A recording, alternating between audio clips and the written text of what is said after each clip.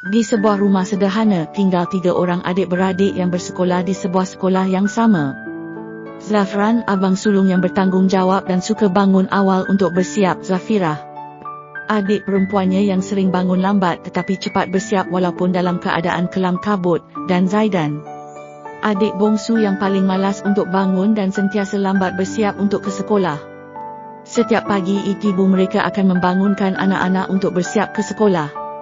Zafran yang memang sudah biasa bangun awal, akan segera bangun dari katil, mandi dan mula bersiap rapi. Dia tidak suka tergesa-gesa kerana mahu semuanya dalam keadaan teratur. Zafirah pula lain ceritanya, ibu perlu memanggilnya beberapa kali sebelum dia bangun dari tidur. Walaupun sering terlambat bangun, Zafirah cepat-cepat bersiap, tetapi dalam keadaan kelam kabut kadang-kadang tudung tidak dipakai dengan betul atau barang sekolah tertinggal. Dia selalu berlumba dengan masa tetapi tidak pernah dapat bersiap dengan sempurna. Zaidan, si bongsu yang paling suka bangun, setiap pagi ibu harus bersusah payah membangunkannya.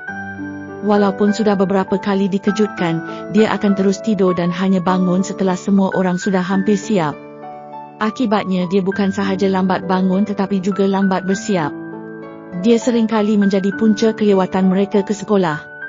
Pada suatu pagi seperti biasa, Zafran sudah bersedia dengan baju sekolah yang kemas. Dia duduk menunggu di ruang tamu membaca buku sementara menunggu adik-adiknya bersiap.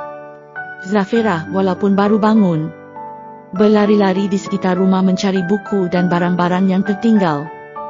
Zaidan pula masih di bilik, baru hendak mandi meskipun jam sudah menunjukkan hampir waktu persekolahan. Melihat keadaan yang sering berulang ini, Zafran berkata, "Zafirah, Zaidan, kita selalu terlambat ke sekolah sebab kamu berdua lambat bangun, kamu tak rasa bersalah ke?" Zafirah yang sedang menyarung kasutnya dengan tergesa-gesa menjawab, "Saya dah cuba bangun awal tapi tak sempat, walaupun lambat, saya boleh bersiap cepat."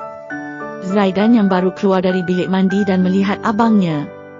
Zafran menggeleng kepala dan berkata, "Kita semua perlu berubah. Dalam Islam kita disuruh menjaga waktu dengan baik. Nabi mengajar kita bahawa disiplin dalam waktu adalah penting. Dan sebagai pelajar, kita mesti amanah dalam menuntut ilmu. Kalau kita sering lewat ke sekolah, kita mengabaikan tanggungjawab kita dan hilang keberkatan waktu." Zafran menyambung lagi, bangun awal bukan sahaja memberi kita masa yang cukup untuk bersiap, tetapi juga untuk solat subuh dan berdoa agar Allah permudahkan urusan kita pada hari itu. Kalau kita terus malas dan suka lewat, kita mungkin akan terlepas banyak peluang untuk belajar dan menjadi lebih baik.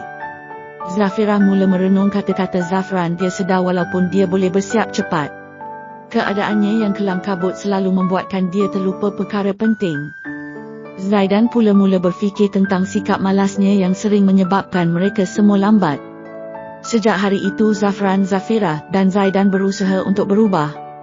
Zafirah cuba bangun lebih awal supaya tidak perlu tergesa-gesa setiap pagi. Zaidan, walaupun susah, mula cuba bangun dengan alam sendiri tanpa perlu ibu mengejutkannya berkali-kali. Walaupun perubahan itu memerlukan masa, sedikit demi sedikit mereka berjaya bangun dan bersiap tepat pada waktunya. Mereka belajar bahawa disiplin dalam mengatur masa adalah penting, bukan sahaja untuk berjaya dalam pelajaran tetapi juga dalam menjadi Muslim yang baik. Satu, dalam Islam menjaga waktu adalah satu sifat yang dipuji. Rasulullah Shallallahu Alaihi Wasallam mengajar kita untuk menghargai waktu dan tidak melengah-lengahkan tanggungjawab. Bangun awal memberi kita kesempatan untuk bersiap dengan tenang dan memulakan hari dengan lebih produktif. 3. Ketepatan masa dan disiplin sangat penting dalam kehidupan seorang pelajar untuk mencapai kejayaan. Kita harus saling menasihati dalam keluarga untuk berubah ke arah kebaikan, kerana perubahan positif memerlukan sokongan dan usaha bersama.